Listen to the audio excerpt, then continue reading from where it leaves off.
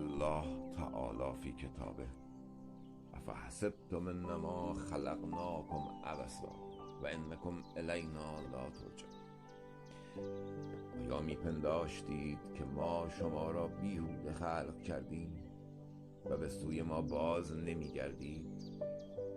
روزها فکر من این است و همه شب سخنم که چرا غافل از احوال دل خویشتن. ز کجا آمدم؟ آمدنم بهر چه بود؟ به کجا میروم آخر؟ ننمایی وطنم. مرغ باغ ملکوتم، نیم از عالم خاک. چند روزی قفسی ساختم از بدنم. طی شد این عمر تو دانی به چه سان، پوچ و بس تند چنان باد دمان. همه تقصیر من است این که نکردم فکری، که تعمق ننمودم روزی ساعتی یا آنی. که چه سان میگذرد عمر گران، کودکی رفت به بازی، به فراغت به نشاط، فارغ از نیک و بد و مرگ و حیات. همه گفتند کنون تا بچه است، بگذارید بخندد شادان، که پس از این دگرش فرصت خندیدن نیست. بایدش نالیدن. من نپرسیدم هیچ، که پس از این ز چه رو نتوان خندیدن، نتوان فارغ و وارسته ز غم همه شادی دیدن. همچون مرغی آزاد هر زمان بال گشادن، سر هر بام که شد خوابیدن. من نپرسیدم هیچ، که پس از این ز چه رو بایدم نالیدن.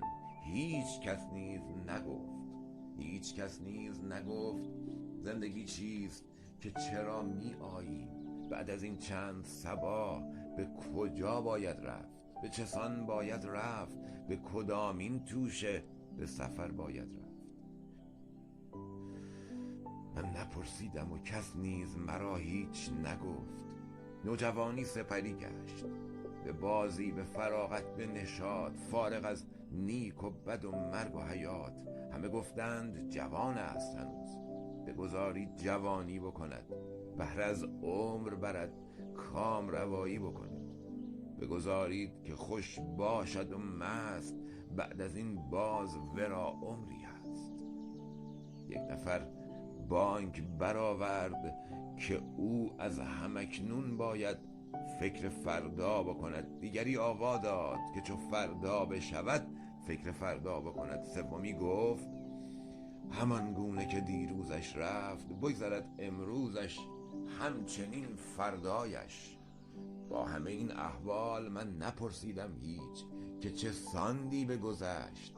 آن همه قدرت و نیروی عظیم به چه ره مصرف گشت؟ نه تفکر، نه تعمق، نه اندیشه. دمی عمر گذشت بی حاصلی و مسخرگی. چه توانی که ز کف دادم مفت؟ من نفهمیدم و کس نیز مرا هیچ نگفت.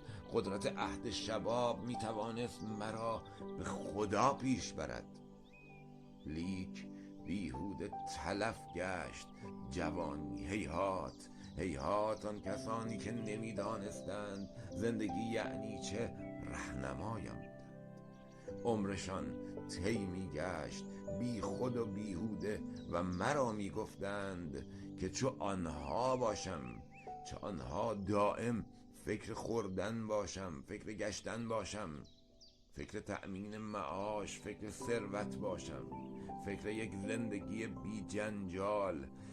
کس مرا هیچ نگفت زندگی خوردن نیست، زندگی گشتن نیست، زندگانی کردن فکر خود بودن و غافل ز جهان بودن نیست. ای صد افسوس که چون عمر گذشت معنیش میفهم. حال میپندارم هدف از زیستن این است رفیق.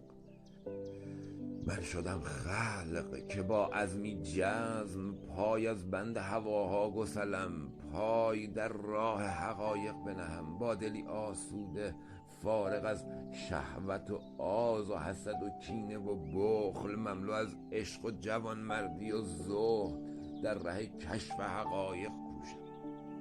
شربت جرأت و امید و شهامت نوشم، زره جنگ برای بد و ناحق پوشم. آنکه آموختم بر دگران نیز نکو آموزم، شمع راه دگران گردم و با شعله خویش رهنمایم به همه. گرچه سراپا سوزم، من شدم خلق که مثمر باشم، نه چنین زائد و بی جوش و خروش. ای صد افسوس که چون عمر گذشت معنیش میفهم. حال من میفهمم که این 3 روز از عمرم به چه ترتیب گذشت. کودکی بی حاصل، نوجوانی باطل، وقت پیری غافل. به زبانی دیگر، کودکی در غفلت، نوجوانی شهوت در کهولت.